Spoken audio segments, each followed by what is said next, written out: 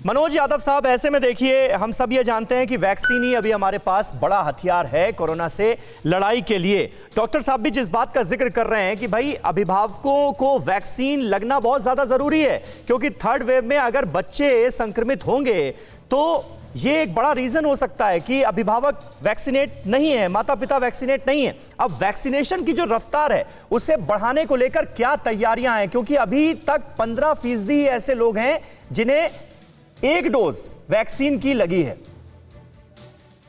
समीर भाई, जैसा कि डॉक्टर साहब ने बताया कि तीसरी वेव आने की संभावना है, इसमें भी कोई ये मत भिन्नता है। अभी तक कोई कंक्लूजन नहीं निकाल पाए हैं कि बच्चों पर असर होगा, बड़ों पर असर होगा या बूढ़ों पे असर होगा। वो तो एक अलग विषय है, वो तो बाद में पता लगेगा जब थर्ड वेव आएगी। लेकिन भारत सरकार जिस संजीदगी के साथ काम कर रही है, अभी तक 25 करोड़ डोज पूरे राज्यों को दे चुके हैं और भारत सरकार 7 वैक्सीन के ऊपर अभी ट्रायल चल रहा है भारत सरकार का। और बच्चों के बारे में, बच्चों की भी 2 वैक्सीन है, भारत बायोटेक कर रहा है, जिसमें से दिल्ली और पटना एम्स के अंदर इस पर ट्रायल चल रहा है। अहमदाबाद सीधे जाइडस कैडिला भी बच्चों की वैक्सीन बना रहा है, उसका भी ट्रायल चल रहा है। तो भारत सरकार संजीदगी के साथ इस पर लगी हुई है और भारत सरकार चाहती है कि सबसे ज्यादा लोगों को वैक्सीन मिले। इसलिए अगस्त सितंबर तक हमारा लक्ष्य है कि 51 करोड़ के आसपास लोगों को वैक्सीन लग जाएगा और 216 करोड़ डोज हम लोग दिसंबर तक दे देंगे। लेकिन सवाल यह है समीर भाई, जिस तरह से वैक्सीन दी जा रही है उसका वेस्टेज भारत में हो रहा है, राज्यों के द्वारा वेस्टेज हो रहा है, उस पर क्या बोलेंगे? मैं एक छोटा सा आंकड़ा आपको देता हूं। राजस्थान में देख रहे हैं आप किस तरह से वीआईपी कल्चर चला, वहां पर किस तरह से वैक्सीन की बर्बादी हुई है और वहां 11 लाख के आसपास वैक्सीन बर्बाद है। सबसे ज्यादा झारखंड के अंदर आपको पता है 37.3% सबसे ज्यादा वहां पर वेस्टेज हुआ है। छत्तीसगढ़ में 30% हुआ, तमिलनाडु में 15.5% हुआ है और पंजाब में आपने देखा किस तरह से वैक्सीन का ब्लैकमेलिंग चला है।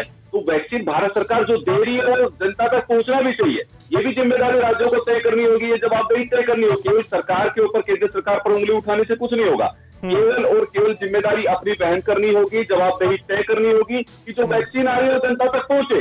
लेकिन राजनीति करने से कुछ लोग बाज नहीं आएंगे। बिल्कुल जवाबदेही तय होनी चाहिए, आप सही कह रहे हैं, जवाबदेही तय होनी चाहिए। मानव यादव इस वक्त दिल्ली से हमारे साथ मौजूद हैं। मानव, अरविंद केजरीवाल को थोड़ी देर पहले हम सुन रहे थे, उन्होंने साफ तौर पर यह कहा कि देखिए थर्ड वेव का खतरा बढ़ता जा रहा है। ब्रिटेन का उन्होंने एग्जाम्पल दिया और उसी में मैं अगर मॉस्को भी जोड़ दूं, रशिया भी जोड़ दूं, वहां पर भी अब तेजी से संक्रमण बढ़ता हुआ नजर आ रहा है। वो ये कह रहे हैं कि हाथ पर हाथ धरे बैठे रहने से काम चलेगा नहीं। इशारा किस तरफ है?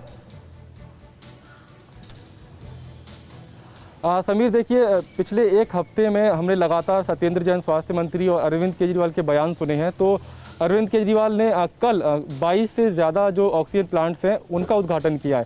सत्येंद्र जैन ने पिछले हफ्ते में बताया था कि दिल्ली में 15 अस्पताल बन रहे हैं और ये सारी तैयारियां दिल्ली सरकार तीसरी जो लहर है, संभावित लहर कोरोना की, उसको देखते हुए दिल्ली सरकार कर रही है।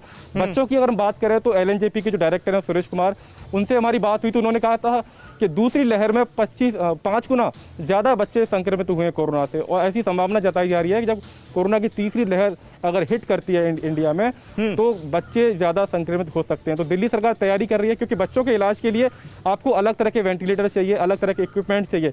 तो सरकार कोशिश यही कर रही है कि जैसा दूसरी लहर के दौरान हमको देखने को मिला कि बेड्स कम पड़ गए या ऑक्सीजन की सप्लाई बाधित हुई, तो ये समस्या तीसरी लहर में ना आए, इसके लिए दिल्ली सरकार 70 से ज़्यादा ऑक्सीजन प्लांट्स जुलाई में लगाकर तैयार कर देगी। कुछ प्लांट्स केंद्र सरकार भी दिल्ली में लगा रही है और अस्पतालों को सक्षम बनाया जा रहा है कि सारे अस्पताल अपनी सप्लाई तो कर ही पाएं, दूसरे अस्पतालों को भी ऑक्सीजन दे पाएं। समीर, परवाह देश की, सोमवार से शुक्रवार रात 10 बजे TV9 भारतवर्ष पर।